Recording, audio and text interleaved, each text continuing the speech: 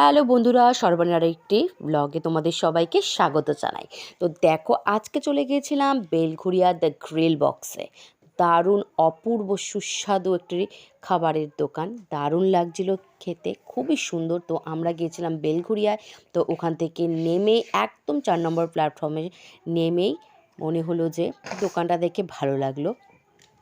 দাঁড়িয়ে পড়লাম দোকানটার সামনে। সামনে গিয়ে দেখলাম কি কি আইটেম আছে, ভ্যারাইটিস রকমের কিন্তু আইটেম আছে।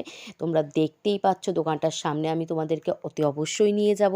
এবার অবশ্যই তোমরা খাবারের আইটেমগুলো দেখো, দারুণ। এখানে তো অনেক ধরনের খাবার তোমরা দেখছো, চিকেন কাটলেট থেকে শুরু করে সামোসা থেকে শুরু করে, তারপরে হচ্ছে তোমার ফিশ ফ্রাই থেকে শুরু করে, চিকেন উইংস থেকে শুরু করে, লালিপপ থেকে শুরু করে অনেক কিছু ছিল। যেহেতু আমি অনেকটা আগে চলে গেছি, তাই তখনও ওরা কিন্তু কোনো আইটেম সাজিয়ে উঠতে পারেনি। তো চিকেন মোমো থেকে শুরু করে সব কিছু আছে। আর এটা কিন্তু এই যে দেখছো দাদা বসে রয়েছে, এরই দোকান দ্য গ্রিল বক্স। মেনু চার্টটা তোমাদেরকে আমি দেখিয়ে দিচ্ছি, যে এখানে কিন্তু বিভিন্ন ধরনের বিভিন্ন আইটেমের কিন্তু সব কিছু কিন্তু স্ন্যাক্স আছে, মানে খুবই সুন্দর। আমি তো নিজে খেয়েওছি, প্লাস আমি বাড়ির জন্য প্যাক করে নিয়ে এসেছিলাম। দারুণ স্বাদের অপূর্ব খাবার।